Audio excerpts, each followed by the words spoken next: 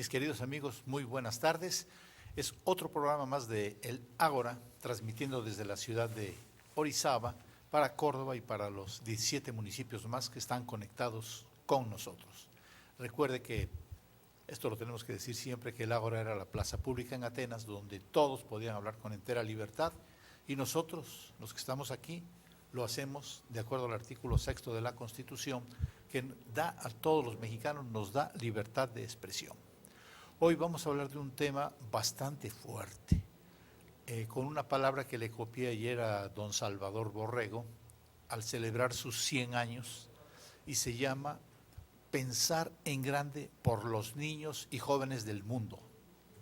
Por eso también hay que pensar en grande en la familia. Este programa, pues, les vuelvo a repetir, queda dedicado a Orizaba y a Córdoba y a esos 17 municipios que ven televisión 41.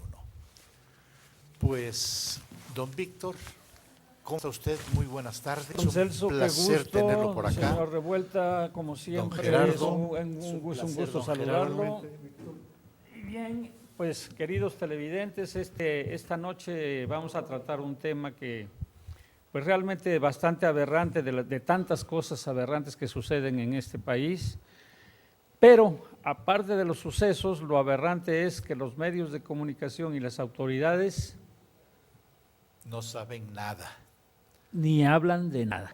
Este es un tema muy serio que involucra, pues, a muchísimos de nuestros gobernantes, eludidos, hecho negocio, que va desde prostitución, tráfico de órganos, pornografía, explotación laboral, etcétera, etcétera, etcétera, entre muchos otros. Así es que, don Gerardo. Pues yo lo que puedo decir es que finalmente esto es parte del sistema de justicia que tenemos en la nación, que el problema es muy serio, aquí es más doloroso todavía porque se trata de jóvenes y de niños. Sí, te voy a interrumpir tantito, Gerardo, es que se nos ha pasado a decir el nombre del tema de hoy. Bueno, sí. El tema de hoy trata sobre los niños robados o violados, por eso decía yo, de todos los problemas que tienen en nuestro país. Según vayamos avanzando, vamos a ir dando. Vamos a seguir, pero realmente es una pena porque mucho a los niños. Claro, decimos niños y jóvenes, ¿eh? Sí, obviamente. Realmente es una pena porque teníamos aquí a un señor, Víctor Gutiérrez, que nos había pedido la oportunidad de expresar esto, ya que él preside una asociación nacional de investigación de niños desaparecidos y obviamente no solamente habla de niños, como decías, pero resulta que el señor, por alguna razón, no sabemos cuál, no pudo asistir. Sin embargo, pues nosotros nos pareció que el tema es de muchísima importancia y que se debe de mencionar. Adelante, don Gerardo. Sí, don Gerardo, por favor, sobre todo… interrumpió aquí, Víctor. No, está muy bien porque a lo mejor yo me perdí un poco lo del tema, pero bueno, yo lo que quisiera distinguir un poco también es que hay diferentes tipos de desapariciones, por decirlo así, de los niños, ¿no? Y uno puede ser que un niño se pierda por el descuido de quien lo cuida, de los papás. Otro puede ser por la sustracción del niño por algún familiar. Generalmente cuando hay divorcios de por medio, etcétera, también sucede. Y otro es el rapto o secuestro, ¿no?, que piden a cambio de su dinero. Y la otra, bueno, ya estamos hablando de delitos mayores, que es como para la pornografía infantil, que es para el comercio de órganos, que es para… Eso del comercio de órganos es algo terrible, es ¿no? terrible. Es peor que asalto. Así es. Para mi modo de verlo, muy personal modo de verlo, el comercio de órganos, pues casi es como una película de Frankenstein. Sí, no, y además, bueno, aparte de eso que es lo más grave, como tú dices, ya es algo fuera de este mundo, pero vaya, sucede. También está el que, bueno, niños que huyen de sus casas también por el maltrato, o porque ya no aguantan estar ahí, se desaparecen, o en el caso de jóvenes, pues que se van voluntariamente de su casa y llegan a ser desaparecidos, ¿no?, hasta que mientras no se aclare que ellos se fueron voluntariamente por alguna razón, por algún novia o novia, etcétera, ¿no? Pero vaya, hay que distinguir un poco porque no todo es desaparición forzada, ¿no? Sin embargo, fíjate que en las noticias de ayer habla desbarataron una red de prostitución en México, en donde por medio de las redes sociales contratan a jovencitas, que dizque para modelos, que dizque para bailarinas, etcétera, y a la mera hora pues las meten a la chamba de la prostitución. La verdad de esto es que los papás tienen que cuidar mucho. Quiero decirles, ¿qué hace el gobierno para distraernos de tanto abuso sexual? Hace años, fíjense bien cómo nos agarran a todos de tarugos, hace años que solo hablan de un cura pederasta llamado Maciel, que se murió hace muchísimos años, y con eso masifican a la gente, o sea, distraen de los abusos cometidos todos los días, y en todos esos abusos de todos los días están apalancados por el gobierno. Quiero que recuerden al priista que tenía la trata de blancas en el PRI del Distrito Federal, Cuauhtémoc Gutiérrez, al rey de la basura, al que acusaron y no pasó nada, y ahí sigue todavía. Pero con eso que hablan de Maciel, nos distraen a nosotros para que el gobierno siga cometiendo atrocidades. Y se nos olvida la gran cantidad, aparte de abortos, robos y abusos que se cometen a diario por miles y que son amparados por políticos. Bueno, yo sí tengo estadísticas de los abortos en México, abortos inducidos, desde luego, sí, que ascienden a 1 millón por año. Y nadie ha hablado de esto y nadie ha dicho nada. Se preocupa por un par de hámster que patearon algunos ahí energúmenos idiotas, pero nadie ha hecho nada del millón de fetos, de embriones. No sé si ustedes algunas veces han visto algún video sobre un aborto inducido, cómo el embrión, y no se diga el caso de los fetos, cómo se retuercen cuando son obligados a expulsarlos de la matriz. Y los sacan a cachos. Lo peor, ya después, bueno, a cachitos, eso ya es lo más aberrante. Y sin embargo sucede, pero aquí en México se hablan de las cosas que alguien quiere que se hable, las que no, las que verdaderamente importantes, nadie las menciona. Es que el problema también en México, por ejemplo, yo quiero hablarles de una escritora que hemos leído todos, Lidia Cacho. Es una escritora que denuncia prostitución, casi le cuesta la vida a manos del gober precioso de Puebla, Mario Marín, que es priista y que es masón, coludido con hoteleros de Cancún para vender turismo de pederastía a gringos y europeos. Eso es de diario. Entonces ya te distrajeron con que el cura Maciel, sí, ya se murió, ya no le pueden hacer nada. Y desgraciadamente muchas de estas cosas que suceden, por ejemplo las que acabas de mencionar allá en Cancún, con consentimiento de los padres, que es todavía lo más aberrante, sí, ¿no? Sí, hay veces que sí. Pues la desaparición de niños, niñas, jóvenes, adolescentes, etcétera, va en aumento. Sin embargo, el gobierno federal y los estatales no hacen nada y tampoco permiten que se sepa, porque la prensa, como está vendida, no difunde estos hechos y por ello la gente no está consciente de lo que sucede. Está confiada hasta que le sucede en carne propia. Y lo peor es que no tiene ni siquiera una manera de prevenir estos sucesos, ¿no? Y ojalá en este programa pudiéramos nosotros adelantar algo de lo que pueden hacer los padres para prevenir estas posibles desapariciones. Gerardo. Sí, mira, yo también quiero mencionar que de todo este desorden que hay en este tema en el país, uno más para los gobiernos, desde luego, es un desorden más y que es muy grave, porque además de todo esto no hay estadísticas confiables. Y al no haber estadísticas confiables, pues es muy difícil poner remedio a las situaciones. Y tan es así que bueno, eso también se ha convertido, como decía algún reportaje que leí por ahí, se ha convertido esto de la desaparición de menores en una leyenda urbana. ¿Por qué?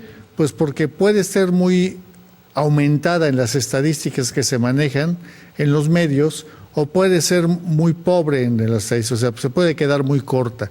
Y eso ha propiciado que también salgan organizaciones particulares, ONGs, que se han dedicado a esto, unas muy en serio y otras pues para buscar algún beneficio económico, que ese es otro de los problemas, y eso sí es legal, ¿no? Sí, o que se ha tomado como bandera política por algún partido por ahí, como sucede con tantas cosas que suceden.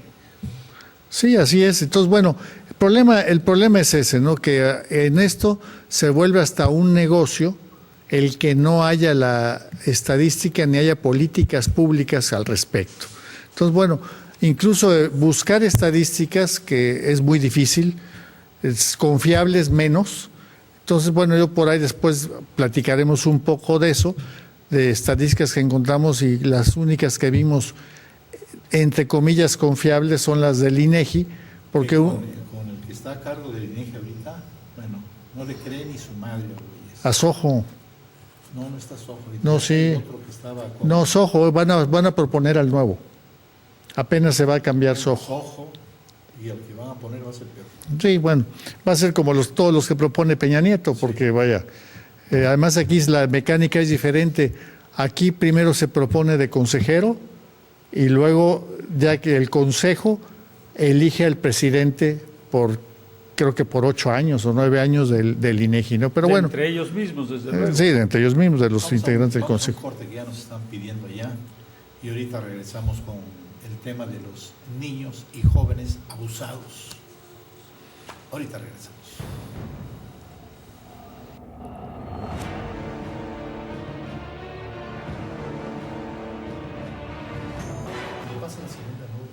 Ya estamos al aire, mis queridos amigos, estamos en la segunda parte. Algo que les quiero platicar, es tan grave esto, que en el Estado de México, desde que estaba Peña Nieto, es el número 1 en feminicidios. Ya le ganó a Ciudad Juárez, que era un escándalo a nivel mundial. Ahora es el Estado de México. Y Veracruz va por el 3er lugar. O sea que estamos muy mal, tenemos que meterle orden a las autoridades. Este tema es muy interesante y de hecho muy poco se sabe al respecto. Pues, ¿qué te podría decir de hacerte una pregunta, mi querido Gerardo? ¿Estará coludido el gobierno? Como siempre, yo no pienso otra cosa. Yo pienso que el desorden y las leyes que tenemos, que les hacen tanto vericueto y tantas cosas, tenemos exceso de leyes, porque aquí lo que hace falta menos es hacer más leyes, pero finalmente están tan mal hechas, tan a modo, de tal forma que todo el mundo se confunde y todo el mundo sale impune. Quizás yo difiero un poco en eso, Gerardo. Las leyes están bien, sí. Lo que está mal son los corruptos que tenemos en los ministerios públicos, los jueces, etcétera, etcétera, etcétera. Y lo peor de todo es que el que no se queja, el que dice no ser corrupto, pues dice ser un cobarde, porque lo amenazan por ahí los malosos y hacen lo que se les antoja. Pero fíjate... Antes de que continúe, quiero comentarles que en Huatusco un juez metió a una mujer a la cárcel. Estaba allá en La Toma, en Córdoba. Y vino el pueblo de donde es, agarró al juez, se lo llevó, lo secuestró y dijeron, nos traen a la señora y entregamos al juez.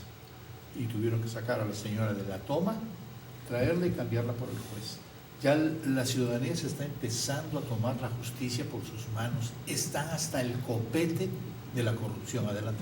Pero mira, Víctor, yo creo que aparte de eso también las leyes están muy... O sea, las hacen para cubrirse siempre o porque hacen negociaciones los grupos partidistas, y esas negociaciones no son más que ceder en algo porque te doy lo otro. Ajá. Y ese es el problema. Entonces ahí es donde se tergiversan las leyes. Y la otra es, que ha sucedido muchas veces, es que la burocracia que está en las cámaras, en la Cámara de Diputados y en la de Senadores, que son los que están ahí siempre, llegan senadores y llegan diputados y ellos siguen ahí, y son los que hacen la talacha en el papel y les hacen toda la documentación a los señores diputados y senadores. Estos cuates cambian los acuerdos de las comisiones, modifican borradores que se supone ya van a pasar a aprobación y modifican incluso leyes que ya están de acuerdo todas las facciones parlamentarias con tal de sacar algo que alguien quiere que salga así. Entonces, bueno, eso es peligrosísimo y ese es el gran problema, ¿no? Por eso digo que las leyes no están tan bien hechas y hay demasiadas. Pues fíjate que yo le dijera a todos los mexicanos es que no va a venir ningún Mesías que nos salve. Lo único, lo que acaba de decir Celso, es que cada uno de los mexicanos somos responsables de lo que sucede en este país. En tanto participemos todos en la solución de los problemas, estos se solucionarán, como acaba de contarnos ahorita de lo que acaba de suceder en Huatusco. Y también lo de la señora que vino a reclamarle aquí al gobernador. Y como sucedió, por ejemplo, en Guatemala cuando quemaron un alcalde porque estaban ya hasta el gorro de las atrocidades del alcalde. Si todo el pueblo participa, las cosas se componen. No puede haber un Mesías que remedie lo que nos sucede. No, oye, en Guatemala tumbaron un vicepresidente y a un presidente de la República. ¿Por qué qué? Porque el pueblo salió a la calle y decir, esto no lo queremos. Y lo quitaron. No finalmente. Hay gobierno que pueda contra el pueblo. Contra la masa no se puede. No se puede. Pues sí, y los mexicanos tan machotes que decimos que somos, pero no tenemos valor para afrontar pues tanta atrocidad que nos sucede día con día. Pero en fin, volvamos al tema, por favor, Gerardo. Dame chance, que yo siempre les he recomendado que tienen que desayunar unos 30 huevos diarios, porque lo que le falta son huevos precisamente. Yo también le echo la culpa a los gobiernos mundiales, son perversos. Hay 40 millones de abortos por año y el PRD de Marcelo Ebrard es el primero en autorizar abortos, y si se fijan después, matrimonios entre hombres, y eso va avanzando, y después pues hombres con perros, mujeres con burros. O sea, es la perversidad de la izquierda y de la masonería mundial. Gerardo, ¿hablamos de la prensa vendida? Pues no, si quieres hablamos un poco de las estadísticas porque se supone que, por ejemplo, hay quien calcula, y el margen es muy amplio, que en México se pierden infantes entre 1,000 y 3,000 al año en toda la República Mexicana. Hay quienes hablan de cifras estratosféricas, hay quienes hablan de menos, pero finalmente ese es el margen de alguna estadística más o menos confiable. O sea que son 3 niños diarios en la República. Más o menos. Con diferentes fines. Desde luego, diferentes delitos se tipifican después, ¿no? Pero el problema es que, bueno, son estadísticas que estimadas porque no hay nada fehaciente. En los reportes que maneja la Secretaría de Gobernación, la PGR y todo, si ustedes se meten van a encontrar cosas que no cuadran, no checan o no existen. Y todo depende también de que cada uno de los estados y cada uno de los municipios hagan los reportes adecuados para que se hagan las estadísticas. Y desde luego, pues los ministerios públicos los maneja el procurador, como por ejemplo aquí en el estado de Veracruz, y el procurador reporta lo que le conviene al gobernador, y ahí nos vamos, ¿no? Y más aquí en el estado de Veracruz, donde no sucede nada, pues obviamente nada pasa a las autoridades correspondientes. Así Vamos es. a ponerles algo a los dos. A ver. ¿Qué les parece si mañana, porque ahora ya es tarde, nos vamos los tres juntos a ver a la directora del DIF aquí en Orizaba, y a la directora del DIF en Córdoba, y a las directoras de los DIFs en nuestra zona centro, y pedirles que hagan unas tarjetas para cada hijo en la cual tengan la foto, el tipo de sangre, o sea, todo lo que tiene cada niño, y inclusive hasta pelo, para que pueda tener el ADN ahí, porque luego pasa que se desaparece un niño o una chamaca, se desaparece y no tienen ni siquiera fotos. ¿Qué te parece si te animas? Bueno, sería una de las cosas que se podrían hacer fácilmente y implementar rápidamente, ¿no? Con el DIF. Así es. Lo vemos con los DIF de la región. Bueno, y sobre todo promover con los padres esa cultura de prevención, ¿no? ¿Qué hago en caso de que se desaparezca un hijo? Tengo que tener ya una cartilla elaborada, pues para que se proceda, porque como dices tú, ellas con el dolor de la pérdida o de la desaparición, pues las madres a veces no saben ni explicar exactamente cómo es la persona desaparecida. Sí, porque mira, yo creo que ahorita lo que más ayuda para todo esto cuando desaparece un niño, por los motivos que sea, yo creo que son las redes sociales, la alerta Amber, que ojalá predomine en toda la República Mexicana y en todos los gobiernos estatales. Perdón, para información del público, háblanos sobre la alerta Amber. Exacto. Bueno, la alerta Amber es algo que se emplea a nivel internacional. Es un formato precisamente para personas desaparecidas, no nada más niños, en lo cual recopilan los datos, fotos, etcétera, y hacen la divulgación a través. ¿Quién lo controla? Las autoridades. En este caso, me imagino que en México es a través de la Secretaría de Gobernación y la PGR. Pero bueno, también se supone que deben involucrarse cada uno de los gobiernos de los estados. Hasta ahorita nada más en el México hay 21 estados de 32 que ya adoptaron lo de la alerta Amber. Entonces, bueno, aquí lo que falta de la alerta Amber también es tener más canales de divulgación.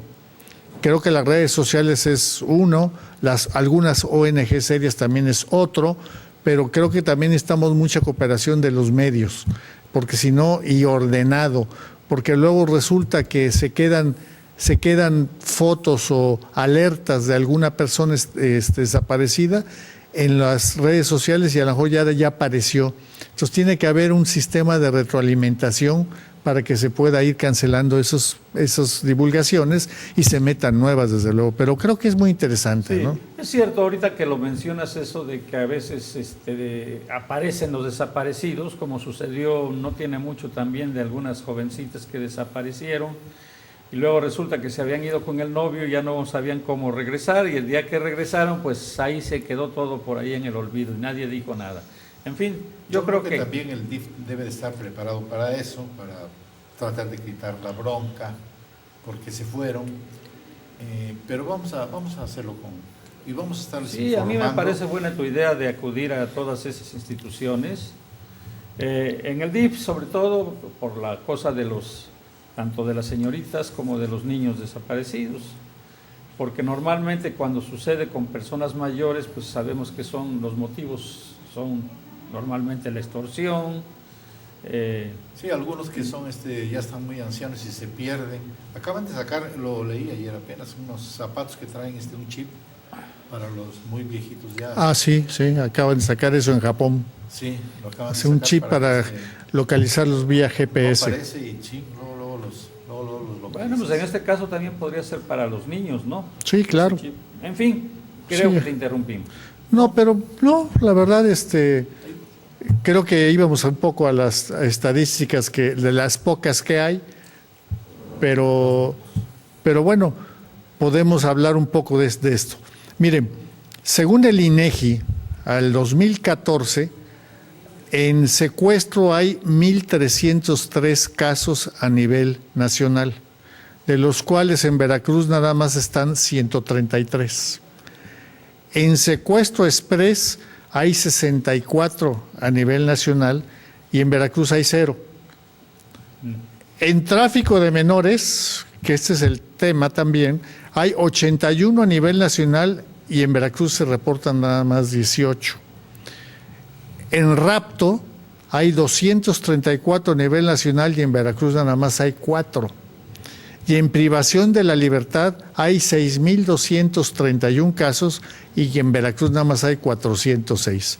O sea, aquí en Veracruz nada más se roban Twinkies y gansitos, ¿no? No, entonces tiene razón nuestro gobernador, no pasa nada en Veracruz. No pasa nada, nada más lo vemos todos los días en todas las ciudades, pero no pasa nada, y en todas las comunidades. Entonces, bueno, esas son las estadísticas porque son en base a reportes de denuncias, pero luego va a estar más interesante la estadística porque resulta que hay una encuesta que hace, esta es encuesta, la otra es una estadística en base a denuncias.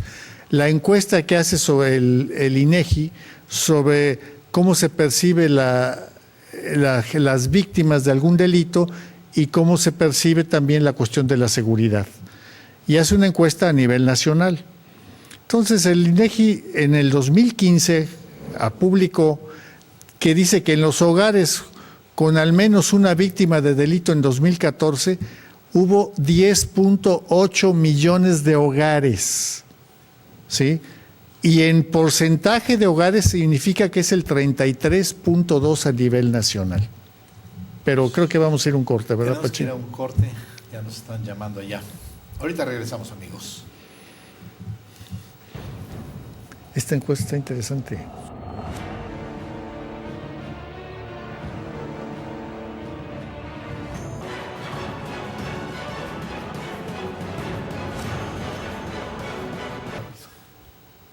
Estamos ya en la tercera parte de nuestro programa y quiero decirles que México tiene el primer lugar mundial en abuso sexual infantil. Alrededor de 4.5 millones de niñas y niños son víctimas de abuso sexual en México.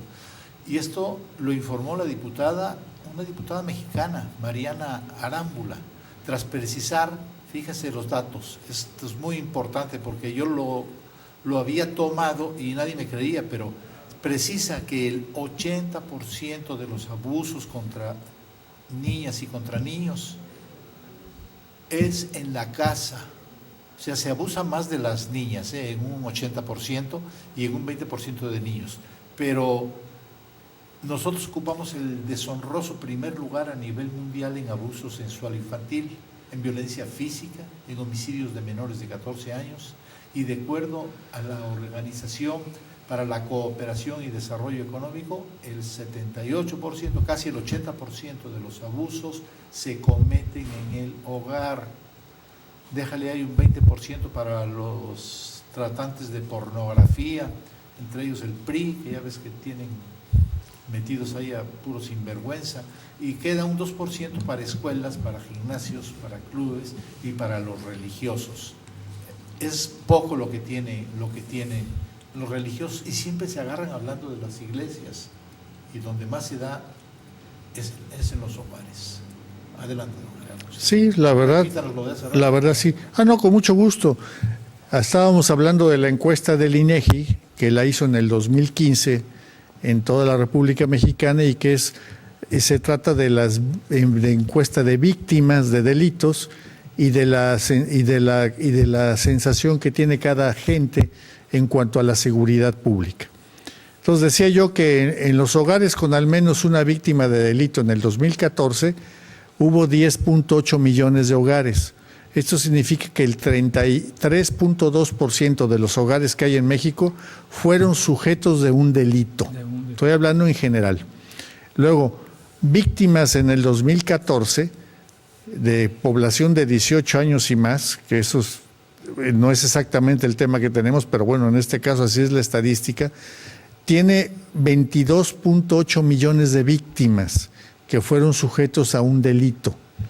Y eso significa que son 28.200 víctimas por cada 100.000 habitantes, o sea, el 28.2% de la gente que vive en este país fue víctima de un delito. Luego, delitos en 2014 hubo 33.7 millones. ¿Sí? Eso significa que hubo 41.655 delitos por cada 100.000, 41.6. Y luego viene la cifra negra que le llama el INEGI, que son los delitos donde no se inició averiguación previa. ¿Saben qué porcentaje es? El 92.8 de los delitos no hubo denuncia ni nada por el estilo. Y les quiero decir que las estadísticas pobres que vimos anteriormente hablan precisamente de lo que se denuncia, de las averiguaciones previas que hay en los ministerios públicos, tanto del fuero común como del fuero federal. Entonces, bueno, pero resulta que el 92.8 de los delitos no se denuncia. Déjenme comentarles algo. Ves que les acabo de regalar un libro que me tocó escribir para empezar a entrar en escritura. Ahí comento yo una anécdota que trabajando yo con la esposa del gobernador, unas señoras le pidieron que si no podía sacar a sus maridos que se habían hecho alguna tarugada, robarse un Pero especifica de qué gobernador, porque si no vamos a pensar que estabas trabajando con la del actual. No, fue con Patricio Chirinos y su esposa, mis respetos para la señora. Y me acuerdo que en una reunión, como de unas 6,000 mujeres, me dijeron que le querían entregar una petición y les dije, entréguensela porque saluda a todas una por una. Entonces díganle, ya le dije a Celso, que me dijo que se lo entregara, señora. Y la señora les decía, ya me dijo Celso. Y entre ellas había peticiones de 6 o de 8 señores que estaban en la cárcel. Y la señora las iba leyendo y decía, no puede ser. Y mandó a su secretario, vete por estas, espérame tantito y ahorita vas y me sacas a estos, ve que sea eso. Y de los 6, 8 que trajeron, no había ni siquiera averiguaciones, maestro. Los sí. Metieron en la cárcel. Nada más. Se quedaron olvidados, man. Entambados. Bueno, esto, desde luego que no es un consuelo, pero desgraciadamente es lo que priva en México. La mayoría de los que están en la cárcel simplemente no saben ni por qué están. Sí, tenemos una población muy grande es más, tenemos sobrepoblación por eso, porque son o delitos menores, ahora sí, robo de Twinkies y ahí sí realmente, porque son los únicos que agarran, ¿sí?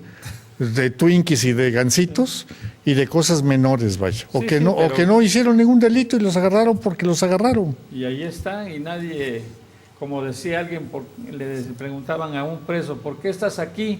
Pues porque no tengo para pagar los 10,000 pesos que me pide el juez, nada más, ¿no? Claro. Y parece ser, desgraciadamente, hoy mismo también habla el buen tono, perdón que mencione yo el periódico, se me salió, pero habla de que cuántos y cuántos no se detienen día con día y 2, 3 después ya lo soltó algún juez. Porque hubo una mala averiguación, porque se hizo mal el arresto, etcétera, etcétera. Pero el caso es que van para... Pero son los delitos gordos. Esos son los delitos gordos, no estamos hablando de los delitos. Así es. Claro, desde luego. Los delitos gordos, como decíamos el otro día, se escapan en una nube de billetes. No, sí. Se pierden en una nube de billetes. Sí. Pregúntale al Chapo. Sí. ¿No? Pero bueno, luego de la cifra negra tiene el INEGI, yo quiero que era el 92.8 de delitos que no se denuncian. Bueno, pero también viene lo que es la percepción de la inseguridad que tiene la población, y esta encuesta se hizo entre marzo y abril de este año. Bueno, pues resulta que la gente, el 73.2% de la población percibe inseguridad. Así de fácil. Todos, casi las 3/4 partes de la población nos sentimos inseguros en este país. Y la otra 1/4 parte porque son los malos, seguramente. Sí, más o menos, ¿no?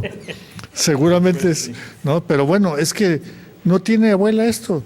No, es terrible, es terrorífico. Y además, por ejemplo, y si hablamos del costo de esta inseguridad y la consecuencia de los delitos, si lo quieren traducir en dinero para los que piensen en dinero, pues resulta que según el INEGI, esto equivale a 226,700 millones de pesos que se van a la tarjeta, porque precisamente eso es lo que logra de daño toda esta inseguridad y todos los delitos que quedan impunes en este país. Yo pensé que en vez de la tarjeta ibas a decir a la Bueno, por ahí.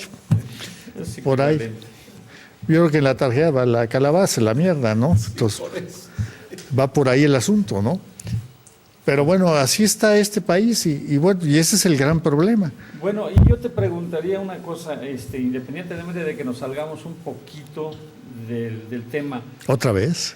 ¿Qué podemos hacer para motivar o para exigir que las autoridades cumplan con su deber? Lo que hicieron en Huatusco, vaya, a mí se me hace un ejemplo, lo que hizo la señora venir a parar al gobernador aquí, que ¿sabes a qué vino? A sacar publicidad para su informe, copiándose de todo lo que han hecho los alcaldes de Orizaba, los buenos alcaldes que han tenido aquí en Orizaba. Ahí se vino a retratar en el, ¿cómo se llama? El funicular. En el teleférico. En el teleférico se vino a retratar, que donó un bien y pesado. O sea, Orizaba, como trabajan bien los alcaldes, se vino a parar el cuello con el trabajo de los alcaldes. ¿Qué te parece si lo platicamos en la próxima semana? Sería muy bueno, porque es el cinismo para mí hacer un informe cuando no hay nada que informar. Vaya, se me hace hasta un oneroso y cinismo. Y todavía usó el velódromo y hizo acarreo a lo bestia. Vaya, no tiene abuela esto. ¿Qué va a informar ese señor? Bueno, la cuestión de eso es que la culpa la tienen los endejos que creen. O sea, ya vimos lo que ha hecho el PRI en primero con Fidel y ahora con Entonces lo que tenemos que hacer es, por amor de Dios, si ustedes siguen creyendo y vendiendo su voto, pues chiflenla. Sí, no. Ya me reclamaron de que estoy diciéndoles a los orizabeños que no voten por Porres Blesa, porque ha estado 5 años y no ha hecho nada. Ya me reclamaron. ¿No nada más él? No, digo, dicen que estoy cortando una carrera política, pero ¿carrera política de qué?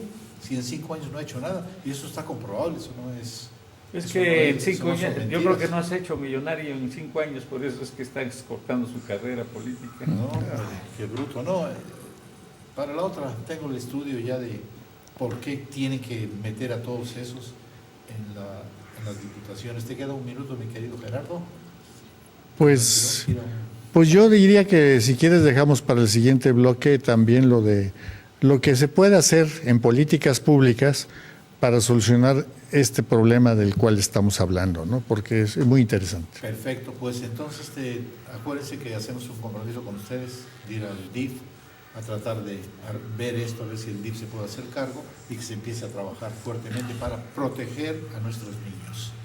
Todo esto se debe a que desde Benito Juárez, y no me cansaré de repetirlo nunca, porque ahora ya me apoya don Víctor también, que ya lo estudió, nos quitaron la enseñanza de valores que tiene la Iglesia Católica. Y todavía hay muchos, porque yo platico también con gente tarada y me dicen, no, qué bueno que sacaron a la Iglesia Católica. Pues ni eso, lo que buscan es precisamente que se acaben los valores, y lo que hizo el del DF, que ahora ya se casan hombres con hombres, al rato van a ser hombres con perros, mujeres con burros, y eso vamos a dar. Y nos vamos a un corte comercial porque ya lo están pidiendo allá. Ahorita regresamos.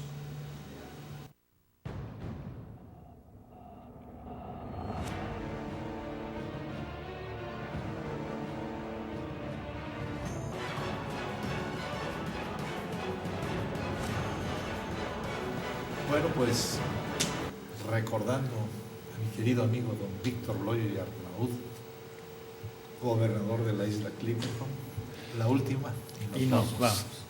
Terminamos de hablar sobre la cuestión de los niños, seguimos de las cuestiones de políticas públicas.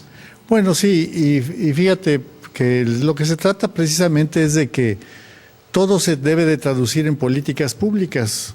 ¿Por qué? Porque si no se implementan políticas públicas para acabar con este tipo de problemas, pues no hay forma de que lo podamos solucionar.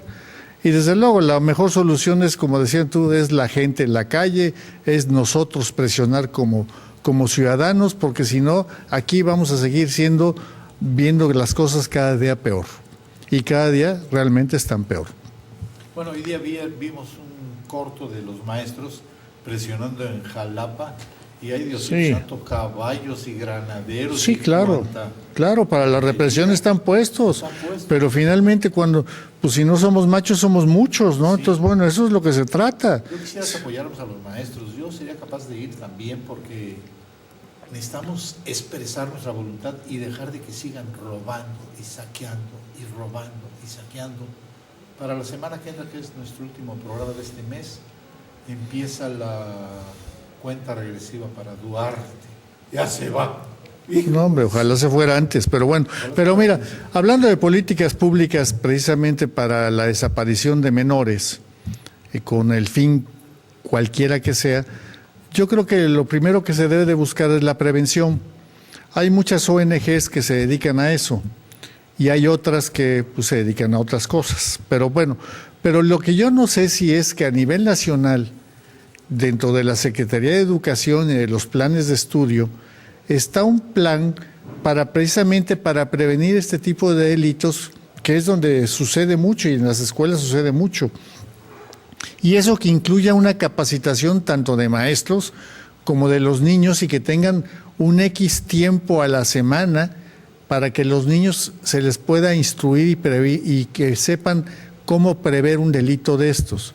Pero también no nada más a los niños, sino también a los padres de familia, porque eso sí, en las escuelas públicas usan a la sociedad de padres de familia para hacer negocios los directivos y les piden cooperación que no deben de pedir, pero no se preocupan por capacitar a los padres de familia, como sucede también en los que reciben apoyos sociales del gobierno, que les obligan a ciertos requisitos y entre ellos podría ser para que sus niños tengan la preparación y ellos también para prevenir ese tipo de delitos. Y creo que eso lo puede hacer la sociedad civil.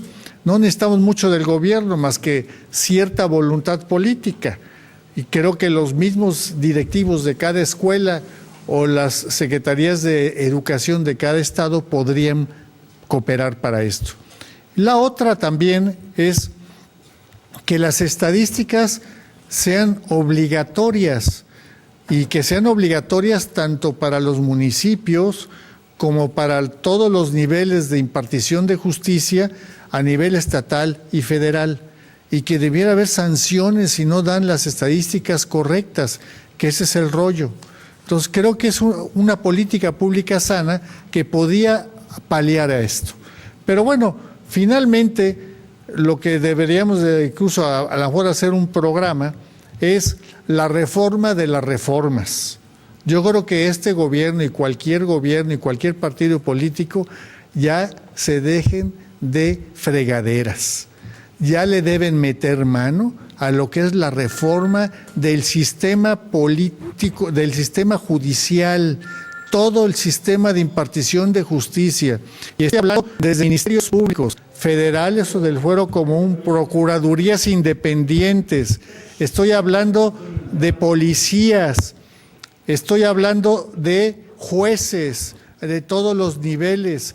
Estoy hablando de la famosa judicatura que no sirve para nada, etcétera. Si no hacemos esa reforma judicial, que realmente es la reforma de las reformas, no hay forma que este país mejore. ¿Y para qué le alargaron al ¿cómo se llama? El nuevo procurador de justicia, ¿qué nombre le pusieron? Fiscal. Fiscal. ¿Por qué le alargaron el tiempo? Porque se supone que ya es un órgano independiente que no depende ni del gobernador, ni del Congreso, ni nada. O sea, le dieron la independencia, en teoría, al Poder Judicial, como en teoría también el Congreso del Estado es independiente. Pero lo que resulta en este Estado es que, bueno, todos están al servicio del gobernador. Así es. A lo que se le ocurra al señor que dice que gobierna. Entonces, bueno... Lo va a proteger una vez que salga. Claro, pero aquí lo que necesitamos precisamente, está bien lo de los órganos independientes, pero que verdaderamente sean independientes. Eso es lo que se necesita. Si no, no funciona la reforma. Que sean personas que realmente merezcan estar donde están. Claro. Ya sabes que tengan la preparación y la confiabilidad más que todo, ¿no? Creo que eso se trata, porque resulta que aquí pues sigue de compadrazgos. Y una prueba de eso es las propuestas que acaba de hacer el señor que dice que es el presidente de la República. Con mi presidente, sí, para los magistrados de la Suprema Corte que se tienen que elegir pasado mañana. Bueno, las tiene que designar el Senado en base a las ternas que envió el señor ¿cómo se llama? Peñahueco, como se llame. Entonces, bueno, pero entre ellos es muy fácil. Está un señor que se llama Alejandro Jaime Gómez Sánchez, que el único mérito que tiene es que es el procurador del Estado de México. Él fue el que ignoró y que dijo que no había pasado nada en Tlatlaya. Dijo, no hizo caso de que había 15 muertos. Y fusilados por el ejército. Sí, de 22 y habían sido ejecutadas. Sí. Y bueno, y tampoco dijo que las mujeres supervivientes sufrieron tortura y agresiones sexuales. Bueno, ese señor quiere ser ministro de la Suprema Corte y está propuesto por Peña Nieto. Para el señor no pasó nada hasta que la Comisión Nacional de Derechos Humanos sacó lo que realmente había pasado en Tlatlaya. ¿Me permite usted echarle una trompetilla para Peña Nieto? Peña Nieto, chifla tu Mauser. Va a meter a esos ladrones. Así es, pero bueno, el otro se llama Javier Lainez Potisek y el señor pues tiene una denuncia en la PGR por ejercicio indebido del servicio público y abuso de autoridad. ¿Y qué creen que fue lo que hizo? Pues colocó a amigos de él en puestos públicos altamente remunerados, pero además de funciones muy simples. Simple y sencillamente, pues trabajo a sus cuates, no hagas nada y aquí te pagamos muy bien. Entonces, bueno, y además ya quiso ser ministro de la Suprema Corte, no es la primera vez, es el candidato de siempre. Entonces, bueno, pues el señor todo lo que ha querido ser, incluso quiso ser magistrado del Tribunal Penal Internacional y también se le frustró. Entonces, bueno, pues así está el asunto. Y por último, está el señor Álvaro Castro Estrada, que se supone que es un experto en derecho constitucional, sí, pero bueno, pues tuvo un desencuentro con el Senado, que es el que se supone lo va a ratificar, cuando era subsecretario de la Secretaría del Trabajo. Pidió el extrañamiento de un senador que había criticado al secretario del Trabajo. Ese fue su desliz nada más. Entonces, bueno, finalmente Peña Nieto quiere controlar a la Suprema Corte, como ya lo demostró con el anterior, ¿sí? Gutiérrez Ortiz Mena, ¿sí? Que también lo propuso, o como el que fue el secretario de Seguridad Pública, que también entonces finalmente están politizando lo que es un poder totalmente independiente. Yo todavía no entiendo por qué tiene que designarlos el presidente de la República. Eso es algo que debemos de meter en una reforma judicial. Debe de ser otra la forma de elegir a los magistrados y a los jueces. Pero como decías hace rato, hacen las leyes a su conveniencia. Si roban ellos no les pasa nada, si asesinan no les pasa nada. ¿Cuántos asesinos de presidentes de la República hay sueltos? Y que los seguimos manteniendo. A Luis Echeverría, hijo de su madre, todavía le seguimos pagando. Salinas. Bueno, Salinas desde chico, yo leía con Loret de Mola y con otras personas más, que como eso de los 6 años o 7, le pegó un tiro a su sirvienta, la mató. Sí, estaba jugando con su hermano Raúl. Con su hermano Raúl, o sea, asesino de... A los vaqueros. No. Pariente, la sirvienta, pariente de Patricio Chiquinos Calero. Esa no sabía yo. Pues ahí te va esa, para que te la apuntes por ahí. Quizá por eso tuvo su premio después, posteriormente, aunque debemos reconocer que fue uno de los últimos gobernadores decentes que tuvimos en Veracruz. Sí, para mí hay 2 gobernadores que valen la pena, fue Patricio Chirinos y que fue Dante Delgado. Hombre, por favor, Pachín. Pero es que además de ¿qué haces? ¿Qué haces No. ¿Qué haces con Fidel Herrera? No, por Dante favor. le metió pavimentación a todo el estado de Veracruz. Pues le metió todo, pero... Levantó Veracruz, Puerto se le debe a él y la parte de Boca del Río se le debe a él. O sea, muchísimas cosas para mí. Y eso que nada más tuvo 4 años. A mí me tocó estar en la inauguración de la autopista. Yo todavía no conozco al bueno. No, correcto, estoy de acuerdo que no conoces el bueno, pero siempre hay unos mejores. No, sí, como no tenemos a Marco Antonio Muñiz. Pero es el cantante. Muñoz era el único gobernador que yo conocí tomando café en Jalapa, sin tener nadie que estuviera atrás de él ni que lo cuidara. No, y el de Córdoba también, uno de Córdoba también, ahí estaba, un viejito. No, yo creo que el mejor fue Ruiz Cortines. ¿Ruiz Cortines fue gobernador del estado? Sí, claro. No sabía yo eso. Fue gobernador del estado. No sabes que de aquí de Veracruz salían todos los dirigentes de México hasta que los del norte nos quitaron esa oportunidad y no nos las volvieron a dejar. No, oye, pero no vaya a salir ahorita el de aquí, los de acá, por favor. No, por favor. Dios nos agarre confesados. En fin, volvamos a ver entonces.